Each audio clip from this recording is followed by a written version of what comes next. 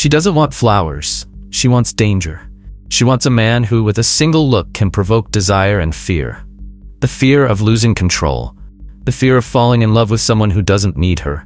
The fear of surrendering to a power she cannot tame. Throughout your life, you've been told that women want affection, respect, stability, a man who treats them like queens. They lied. That narrative is comfortable, but it's not true. Female attraction isn't a moral equation. It's a primal, visceral, chaotic phenomenon, a chemical explosion fueled by tension, mystery, and power. The brutal truth is, women don't fall for those who promise never to hurt them. They surrender to those who, even though they could, control that power with enchanting coldness. There's a psychological and even biological reason for this. The human brain is addicted to emotional stimulation. And what triggers the most adrenaline, dopamine, and excitement isn't security, but risk. A predictable man, however kind, is a constant dose of emotional boredom. But a man who is a mystery, who can be heaven or hell, activates the most primitive instinct of all, emotional survival. And what activates the instinct attracts. Seduction, in its purest form, is not logic. It's war. It's a power game. It's psychological theater. And those who play well dominate. Machiavelli knew this. In The Prince, he wrote that a ruler should be loved or feared, but that, if he has to choose, he should prefer to be feared. Not because fear is cruel, but because fear is respected. Fear imposes limits. Fear provokes fascination. In the realm of attraction, the logic is similar. The man who knows how to create tension is more memorable than the one who offers comfort, because comfort is common. But the power to destabilize without losing control is extremely rare. That's what separates desirable men from forgettable ones. Those who have the power to cause an emotional breakdown, and those who merely say good morning, expecting something in return. The dark psychology of female attraction is more real than any romantic comedy has dared to show. Just 3% of men ever unlock this, and once they do, their entire reality shifts. The Forbidden Manual reveals how to trigger desire in just 60 seconds. And when you get it, you'll instantly receive 3 secret ebooks, free. Tools to sharpen your mind, your control, and your power. Tap the link in the pinned comment. Women don't fall in love with the nice guy. They may like him. They may even stay with him out of convenience. But they truly fall in love with the man who makes them feel alive. In flesh, in bone, in exposed nerves. The one who has the power of destruction and coldly chooses not to use it. This choice, this restraint, this veiled threat is what provokes emotional submission. Do you think this is cruel? Do you think it's manipulation? Then perhaps you're not ready to understand the game as it is. Because the game of seduction, like all power games, is morally ambiguous. It's not about right or wrong. It's about effect, result, impact. Cleopatra didn't conquer empires by offering stability. She conquered through presence, intelligence, and psychological dominance. She created tension, cultivated mystery, and manipulated desire like a strategist manipulates territories. This isn't about beauty. This is about power. And you? How many times have you been ignored, rejected, or put on the friend list while thinking you were doing everything right? How many times have you confused validation with attraction, kindness with seduction, affection with desire? How many times have you offered everything and been chosen for nothing? The problem isn't that you're good. The problem is that you never understood that, in the female mind, the good that doesn't threaten never awakens desire. Desire is born from tension, not peace. From risk, not guarantee. From power, not approval. If this bothers you, great. Discomfort is the first symptom of transformation. From now on, you will see clearly what was previously nebulous. You will understand why those who suffer most in love are those who try hardest to do everything right. You will realize that in the art of seduction, being predictable is worse than being rejected. It's being invisible. They believe they are doing everything right. From childhood, they hear that they should treat women with respect, be kind, attentive, show affection, never raise their voice, never challenge, never contradict. They grow up believing that love is a moral reward and that if they are good enough, someone will appear to recognize them. But the real world doesn't reward predictable goodness. It rewards impact. And the good man almost never causes that. He is the man who awakens gratitude, not desire. who generates comfort but not fascination, who earns respect but not imagination. The fatal mistake of good men is believing that attraction follows the same laws as ethics, that love is earned through merit. But desire is immoral. It doesn't care about justice nor about good intentions. It obeys only the invisible force of instinct and the chemistry of power. A woman may say she wants a kind man, but if that same man is predictable, emotionally accessible, and excessively available, the charm dies. It's not cruelty, it's nature. The human brain is designed to seek stimulation, not stability. And the man who offers too much stability becomes the emotional equivalent of a comfortable pillow, good for supporting the head, never for igniting the heart.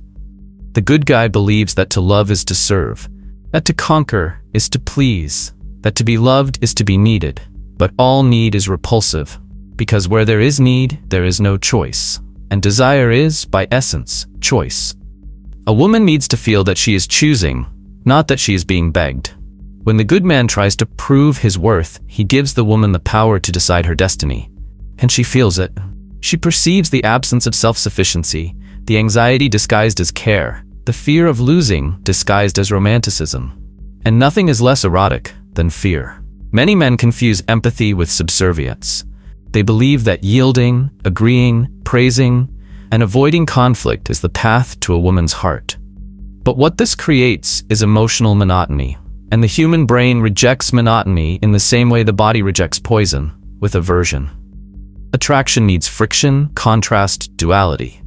When man eliminates mystery in the name of total transparency, he destroys the very tension that could make him fascinating. Machiavelli already said, "Men in general judge more with their eyes than with their hands. Everyone can see, but few feel." The good man wants to be felt, but offers himself too much to be seen. And whoever exposes himself excessively loses the power of illusion. Modern society has nurtured the myth of the knight in shining armor, the one who rescues, protects, solves, consoles. But the paradox is that the savior only exists in stories written by those who never understood the game. A woman doesn't want to be saved. She wants to be challenged.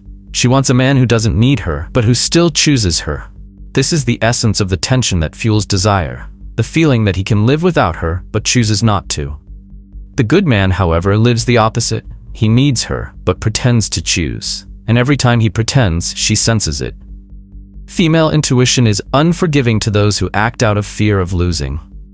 There's a concept in evolutionary psychology called emotional hypergamy, the natural tendency of women to seek emotionally superior partners, that is, men who demonstrate autonomy, security, and the ability to control.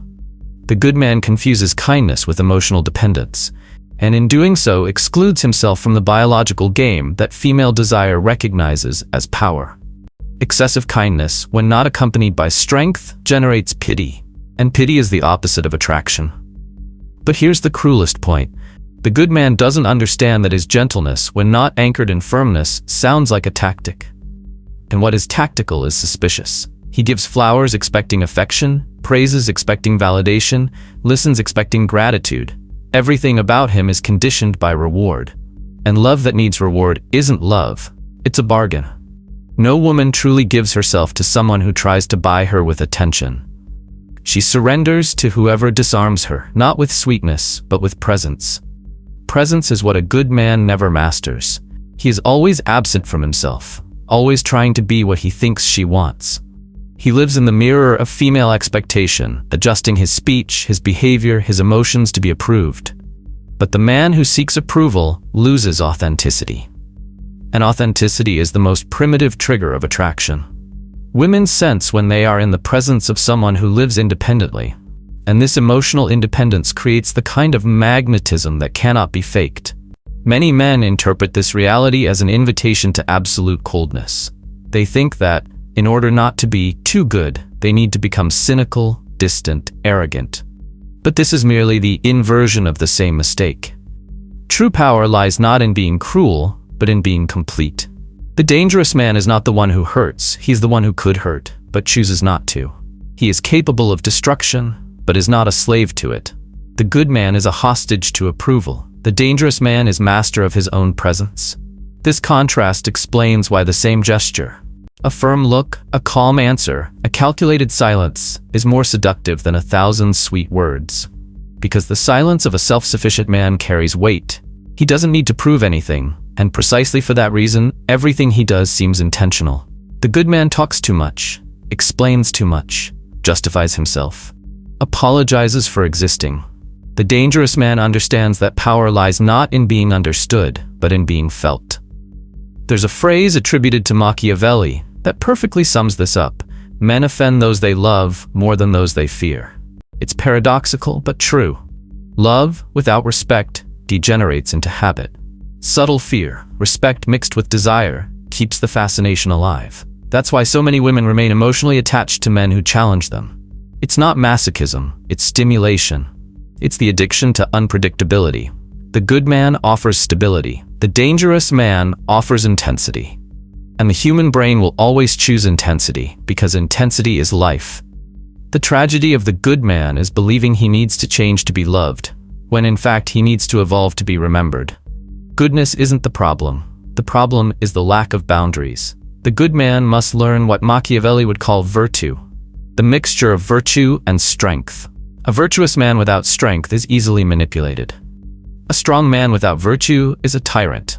But a man who combines both, control and empathy, power and sensitivity, masters the emotional game. And it is at this point that the narrative changes. Because when the good man awakens his shadow, when he learns to master the art of emotional scarcity, he ceases to be the nice guy and becomes magnetic. He discovers that he can be kind but selective. He can be empathetic but impenetrable. He can love but never beg. And it is precisely this duality that transforms kindness into power. Now you begin to understand the game that no one explained to you. A woman doesn't run from kindness. She runs from boredom. She runs from the man who gives himself without being challenged, who loves without respecting himself, who speaks of love but never inspires fear of loss. And that is why the man who learns to balance affection with mystery, care with firmness, love with power, goes from invisible to unforgettable. She knows, from the first glance, from the first exchange of words, from the first silence between you, she feels it. She recognizes that there's something about you that can destabilize her, that you won't beg, that you don't need her approval, that you're perfectly capable of leaving at the peak of desire. And that's precisely what holds her captive. What you offer isn't security. It's contained power. It's the threat of absence. And her brain, even if she says she wants peace, becomes addicted to the emotional abyss you represent. What attracts her isn't the certainty of being loved. It's the doubt of whether she'll be chosen. And that doubt is like fire under the skin. It's unpredictability. It's adrenaline. It's the emotional game that activates the most primitive zones of female desire. Because contrary to what movies romanticize and self-help books idealize, desire doesn't flourish in security. It's forged in tension. Psychologically, the human brain is driven by stimuli. That's neurochemistry. Dopamine, norepinephrine, oxytocin. All these hormones and neurotransmitters are not activated by routine, but by surprise, by novelty, by risk. And the man who represents a certain danger, who can give and take, who can create paradise or disappear without warning, becomes a continuous stimulus. He is not a manual. He is a mystery, and mystery is the raw material of attraction. The woman doesn't think in these conscious terms, but she feels it. She perceives when she is in the presence of a man who controls himself, who doesn't crumble to please, who observes more than he speaks, who is there because he wants to be, not because he needs to be. This unsettles her, because this impenetrable presence breaks the predictable patterns she knows. Most men try to validate her, flatter her, convince her. But the man who can hurt doesn't try to convince. He creates doubt. He plants the question, will I be able to get this man? And when this doubt settles in, desire is born. Not because she likes to suffer, but because the brain interprets this tension as a game to be won. The good man offers the answer. The dangerous man offers the enigma. And every enigma, when associated with potential pleasure, becomes an obsession. Cleopatra understood this. She wasn't just beautiful, she was impossible to decipher. Her gaze didn't say love me, it said deserve me. And more than that, it said survive me. When she became involved with men like Julius Caesar or Mark Antony, it wasn't because she needed them. It was because she recognized in them the same power game she herself played. And they knew they were dealing with a woman who could both give pleasure and destroy reputations. This created tension, and tension generated surrender. The same applies to the masculine. When a woman recognizes, even unconsciously, that she is facing a man with this power, she respects him. And respect is the bulwark against desire. Without respect, there is no fascination. And respect is not born from gentleness, it is born from subtle threat. A woman needs to feel that she is dealing with someone who is in control. Who knows what they are doing? Who could bring her to her emotional knees but chooses not to? This type of power doesn't manifest itself in shouting, impositions, or toxic behaviors. It reveals itself in self-control, in calculated silence, in the firmness of the gaze, in strategic disappearance, in non-neediness. The dangerous man isn't aggressive, he's imperturbable. And the woman feels she can't play with him the way she plays with others. He doesn't take the bait of emotional manipulation. He doesn't despair at her silence. He doesn't sell himself for affection. And that makes her vulnerable. Vulnerable to what? To the game where she doesn't dictate the rules. For the first time, she's facing someone who isn't competing for approval. And that's rare. Because the world is full of needy emotional men, desperate for crumbs of attention. But the man who can hurt and doesn't places himself on a throne. He doesn't seek validation, he provokes validation. And here Machiavelli comes in. When he states that it is better to be feared than loved, he isn't promoting cruelty. He is acknowledging that respect creates more solid boundaries than blind affection. And when this is applied to the realm of seduction, the parallel is immediate. The man who sets limits, who doesn't fall apart, who keeps parts of himself, inspires more desire than the one who gives himself completely. Because total love, when offered too soon, becomes devalued. But love that can be withdrawn at any moment, that becomes a treasure. The female mind operates on multiple layers. On a conscious level, it can list desirable qualities: affection, presence, tenderness. But on an unconscious level, it responds to other variables: power, dominance, hierarchy. And it is on this level that the dangerous man wins, not because he is cruel, but because he is unattainable, because he is capable of affecting without being affected, because he represents, in a world full of gratuitous affection, scarce affection. Now observe the pattern. The men who most marked women were not the most loving. They were the ones who created intense experiences, the ones who disappeared at the height of interest, those who were emotionally unavailable, those who were desired by other women, those who kept secrets, those who didn't explain themselves. Not because they were sons of bitches, but because they knew that fascination is born from what is not understood. Behavioral psychology calls this intermittent reinforcement, a pattern where the stimulus, attention, affection, tenderness is given irregularly, and this creates an addiction. The same mechanism that keeps someone playing slot machines in Las Vegas is what keeps a woman obsessed with the man who only responds when he wants to. Not because he gambles with her, but because he is not a slave to consistency. The contradiction here is brutal. The good man believes he needs to always be present, always available, always accessible, and this makes him emotionally cheap.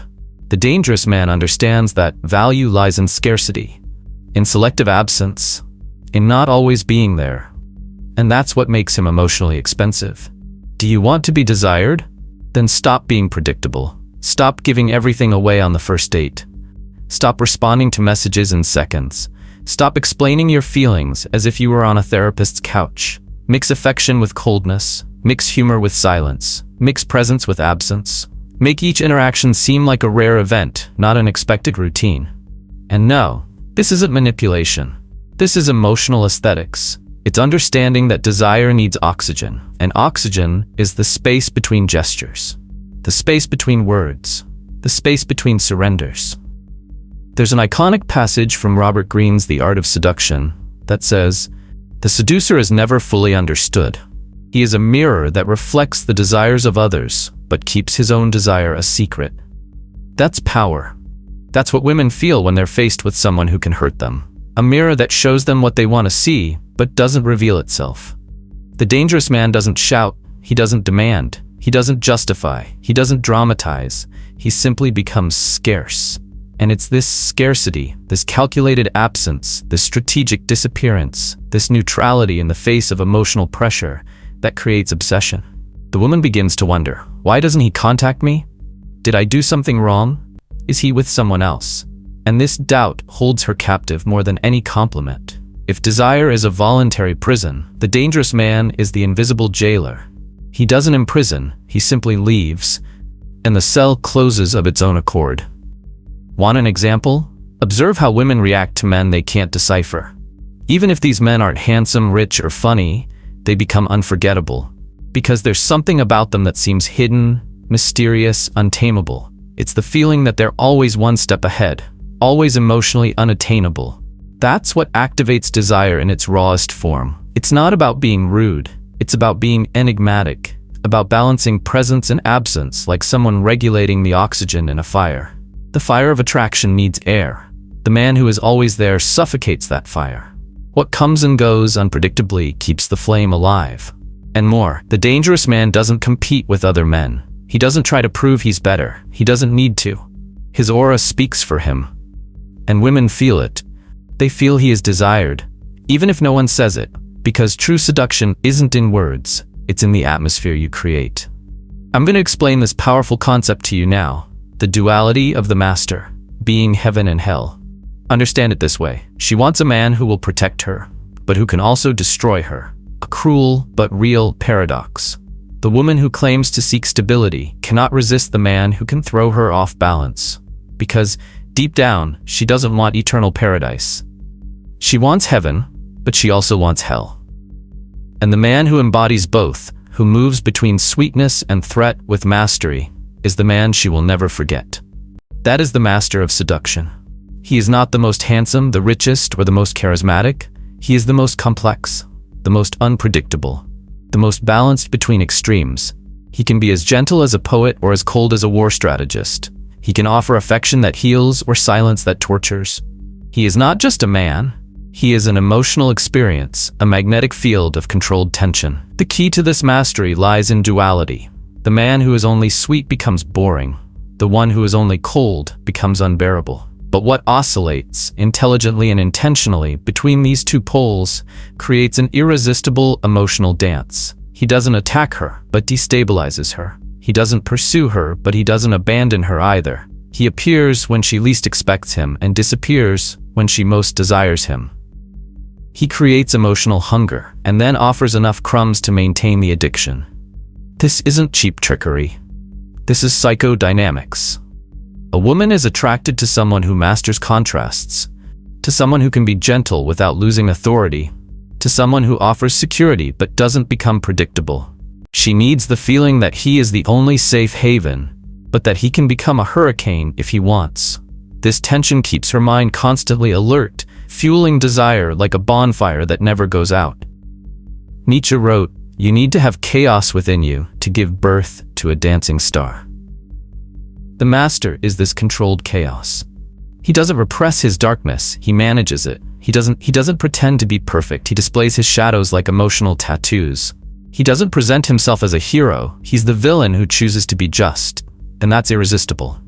He knows that women want to be touched deeply, but that touch is only memorable when it comes from hands that could crush them. A caress only has value when it comes from someone who doesn't offer it to just anyone. A kiss only creates a memory when it carries the threat of the last time.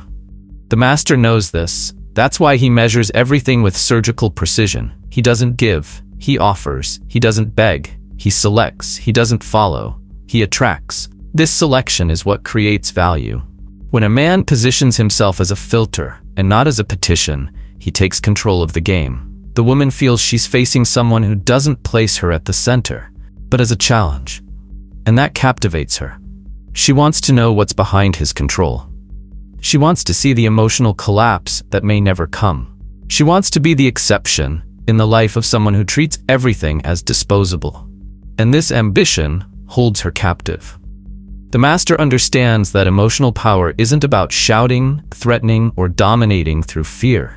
It's about dominating through silence. Because of the absence of haste, because of the lethal calm of someone who knows they can leave. He's addicted to control, but not of others, of himself. And this self-sufficiency is what makes him magnetic, because the common man loses his balance when faced with rejection. The master uses rejection as a sharpening tool. Each no makes him more selective, colder, rarer. When he approaches, he doesn't try to impress. He observes, he analyzes. He maps her weak points with the eyes of an emotional predator. He doesn't talk about himself, he makes her talk. And while she reveals everything, he keeps it all to himself. And while she surrenders, he protects himself. And when she finally thinks she understands him, he changes. And it's this constant change that drives her crazy. Predictability is the death of seduction, but consistency is the foundation of authority. The master isn't chaotic on impulse, he's consistent in his unpredictability. There's a logic behind what he does. He doesn't answer messages on a whim. He answers at the exact moment to reignite the addiction. He doesn't disappear out of ego. He vanishes when he knows he's created enough emotional space to be desired. He doesn't reappear to ask for attention, but to confirm his presence. And every time she thinks she's lost him, he returns. Only different. Always a new angle, a new scent, a new abyss. This emotional dominance is rare, because it demands a kind of coldness that most men can't stand. The average man needs answers. He needs certainty. The master lives well with uncertainty, with absence, with discomfort, because he knows that discomfort is the breeding ground for obsession. And it is there, in that uncomfortable territory, that feminine desire grows. For her, he is the mountain, unreachable, and for that very reason, sacred. A woman needs a man who is an existential challenge, who forces her to prove herself, who confronts her with her own fragility, because when she feels he can break her, but doesn't, she surrenders. Not because she is defeated, but because she is hypnotized. And he never says "I love you" as a bargaining chip. He says it when she least expects it, when she most fears losing, when the scarcity of words creates such a deep thirst that any gesture becomes unforgettable. The master is the sculptor of absence. He doesn't fill, he leaks. And this leakage is what keeps her searching. This man wasn't born this way. He was forged by rejections, by losses, by shattered illusions. He understood early on that love is only true when it's not needed. That seduction is only authentic when it stems from choice, not neediness. That being desired is far more powerful than being loved. And that the real game isn't about conquering, it's about remaining desired even when you already have everything. He doesn't need to raise his voice, because his absence screams. He doesn't need to beg, because his presence is already an offering.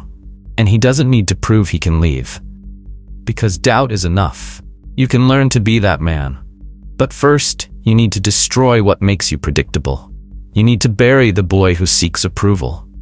You need to silence the ego that begs for affection. You need to learn to speak less, disappear more, observe better.